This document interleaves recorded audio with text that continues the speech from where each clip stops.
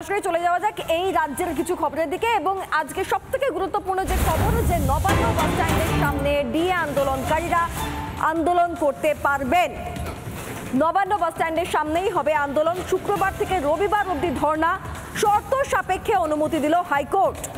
নবান্নের সামনে ধর্ণা মঞ্চ তৈরি হবে এবং সেই ধর্ণায় বসার আগে এলাকা পরিদর্শন করা হয়। এলাকা ঘুরে দেখে সংগ্রামী যৌথ মঞ্চের যারা সদস্য রয়েছেন তারা। প্রসঙ্গত জানিয়ে রাখি যে একদিকে কার্যত চাপে পড়ে 4% ডিএ বৃদ্ধি ঘোষণা করেছেন রাজ্যের মুখ্যমন্ত্রী জানুয়ারি মাস থেকে, এবং তারপর নবান্নের কাছে ডিএ আন্দোলন, যদিও সেই আন্দোলনেও বাধা দেওয়া হচ্ছিল, শেষ পর্যন্ত আদালতের হস্তক্ষেপে শর্ত সাপেক্ষে অনুমতি পাওয়া গেল এবং তারা ওই নির্দিষ্ট অংশ নবান্নের সামনে যেখানে ধর্ণা মঞ্চ তৈরি হবে সেই এলাকা পরিদর্শন করা হয়।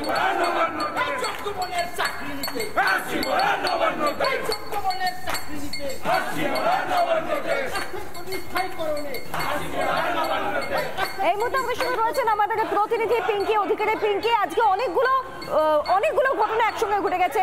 এক, মুখ্যমন্ত্রী কার্যত চাপে পড়ে 4% মাত্র ডিএ বাড়ানোর কথা ঘোষণা করেছেন জানুয়ারি থেকে, এবং অপরদিকে তারা নবান্ন বাস স্ট্যান্ডের সামনে প্রতিবাদ জানাতে চেয়েছিলেন তাদের মতো করে, সেখানেও বাধা দেওয়া হয়। সেখানে হাইকোর্টের তরফ থেকে তাদেরকে অনুমতি নিতে হয়। কি বলছেন যারা যৌথ সংগ্রামের মঞ্চের সদস্য রয়েছেন তারা?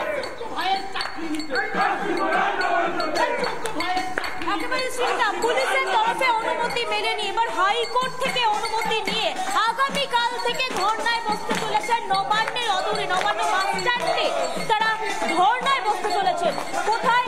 একদম নবান্নের গায়ে নবান্ন বাস স্ট্যান্ডে, এবং 22, 23, 24 এই 3 দিন তারা হাইকোর্টের অর্ডারে, হাইকোর্টের অনুমতিতে তারা কিন্তু নবান্নের সামনে ধর্ণা দিতে পারবেন, তাদের অধিকারের কথা বলতে পারবেন। এবং আজকের দিনটা অত্যন্ত গুরুত্বপূর্ণ, তার কারণ তুমি জানো 4% দিয়ে বর্ধিতকরণ করা হয়েছে এবং হাইকোর্টের অনুমতি। তাই সব মিলিয়ে রয়েছেন আমাদের আন্দোলনকারীরা যারা রয়েছেন তাদের সঙ্গে কথা বলবো। রয়েছেন ভাস্কর ঘোষ, ভাস্কর বসু। ভাস্কর বাবু, প্রথমেই জানাবো যে আজকে এতদিন ধরে আপনারা চাইছিলেন নবান্নের সামনে বসতে, ধর্ণা দিতে, কোথাও গিয়ে তো আজকের? হ্যাঁ, অবশ্যই। একটা গণতান্ত্রিক রাজ্যে যেখানে সংবিধান মেনে শাসন হয় সেখানে এমন কোনো পরিসর থাকতে পারে না যা সাধারণ মানুষের প্রতিবাদের অধিকার থাকবে না। আর সিটিং ডেমনস্ট্রেশন মানুষের মৌলিক অধিকার বলেছে সুপ্রিম কোর্ট 1963-তে, এবং সেটাকে কোনো কিছু দিয়ে আটকানো যায় না। সরকার চেষ্টা করেছিল, বিভিন্ন রকম মিথ্যা কথা বলেছিলেন, আজকে সেটা ধোপে টেকেনি। আগামীকাল থেকে আমরা নবান্নে বসছি। এই লড়াই কেবলমাত্র সরকারি কর্মচারীদের ডিএর লড়াই নয়, তার থেকে বেশি করে এই লড়াই আপনার আমার বাড়ির শিক্ষিত ছেলে মেয়ে যে চাকরি না পেয়ে হতাশায় অন্য রাজ্যে পাড়ি দিচ্ছেন লেবার খাটতে, ধান পুঁততে, তার জন্য সরকারি চাকরির দরজা খোলাটাও লড়াই।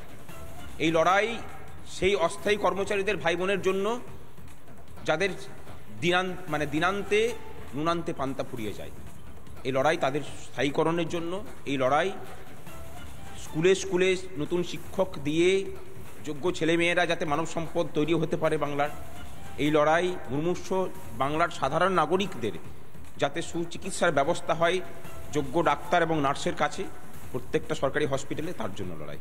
কিন্তু শুধুমাত্র হাইকোর্টের অনুমতি নয়, পাশাপাশি একই সঙ্গে 4% ডিএ বর্ধিতকরণ করা হলো।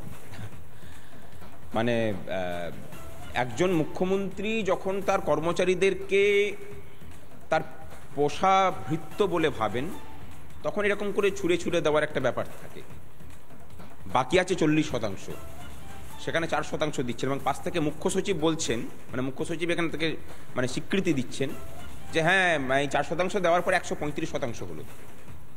এই মূর্খ সচিবের কাছে আমরা জিজ্ঞাসা করতে চাই যে ওই 135%-এর হিসেবটা কালকে এসে আমাদের মঞ্চে বুঝিয়ে যাবেন। নবান্নের পাশে আমরা বসছি, আপনার সামনে যখন বসেছিলাম বৈঠকে তখন তো বলতে পারেননি কিছু। আর কতটা নিচে নামলে পরে তারপরেও ক্ষমতায় থাকা যায়, সেটা এই যে ক্ষমতার কেন্দ্রে যারা আছেন। অত্যন্ত